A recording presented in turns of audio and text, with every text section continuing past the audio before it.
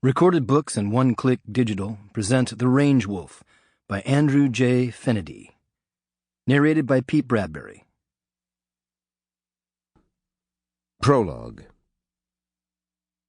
The chronicle of Wolf Riker, who was more often called the Range Wolf, began long before we came across each other.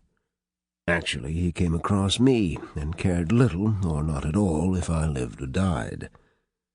The Range Wolf had infinitely more important things on his wefted mind than the life or death of a piece of human flotsam. After decades of bruised fists, smoking guns, and iron will against insuperable odds, he was on a perilous venture that meant ultimate fortune or ruinous failure, and death. But this wolf didn't run with the pack. He ran the pack.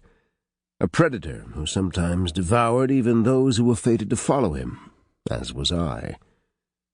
The saga of the Range Wolf, as far as I later was able to weave it together, might well have had its beginnings when two young brothers rode west to Texas. It was after Sam Houston had avenged the Alamo and defeated General Santa Anna at San Jacinto, declared the vast territory of Texas a republic, then led the movement for Texas to become the 28th state of the United States of America in 1845. Two brothers, Dirk and Wolf Riker, united by blood, but thereafter divided by ambition, conceit, caprice, gloss, and yes, greed.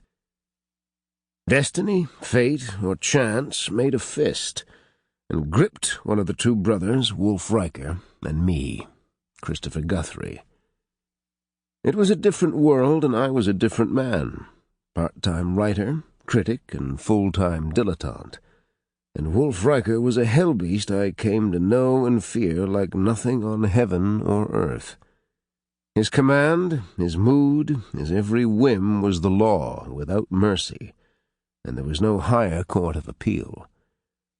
At that time, Wolf Riker was at the peak of his physical power, a dark Viking with broad shoulders and deep chest, dressed in devil's black from head to heel, thick raven hair, sapphire eyes of fire and ice, and a scar that ran across the left side of his forehead into his hairline and more than likely into his brain.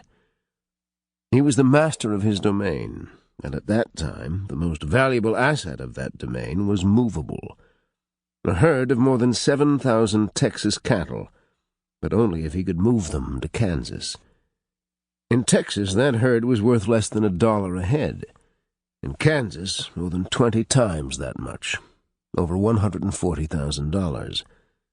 But Sample complete. Ready to continue?